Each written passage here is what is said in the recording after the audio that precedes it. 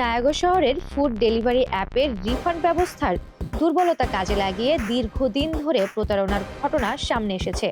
৩৮ বছর বয়সী তাকুয়া হিগাসেমাতো নামের এক যুবক প্রায় ২ বছর ধরে জনপ্রিয় ডেলিভারি অ্যাপ ডোমায়ে ক্যান ব্যবহার করে বিনামূল্যে বিপুল পরিমাণ খাবার সংগ্রহ করেছেন। তাকুয়া মূলত অ্যাপটির কন্ট্যাক্টলেস ডেলিভারি সুবিধাকে কেন্দ্র করে প্রতারণা চালাতেন। খাবার গ্রহণের পর তিনি অ্যাপে অভিযোগ করতেন যে অর্ডারটি তার কাছে পৌঁছায়নি। কোম্পানির নিয়ম অনুযায়ী খাবার না পাওয়ার অভিযোগের ভিত্তিতে গ্রাহককে অর্থ ফেরত দেওয়া হতো।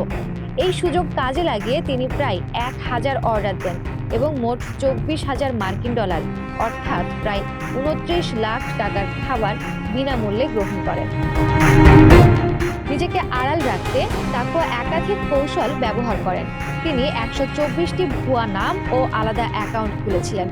প্রতিটি অ্যাকাউন্ট প্রিপেইড কার্ড দিয়ে তৈরি করে কিছুদিন ব্যবহারের পর বন্ধ করে দিতেন। ফলে দীর্ঘ সময় ধরে কোম্পানি কিংবা আইন শৃঙ্খলা বাহিনী তাকে শনাক্ত করতে পারেনি। তবে গত ৩০ জুলাই একই পদ্ধতিতে $১০৫ খাবার অর্ডার দিয়ে রিফান্ড দাবি করলে ডেলিভারি কোম্পানির সন্দেহ হয়।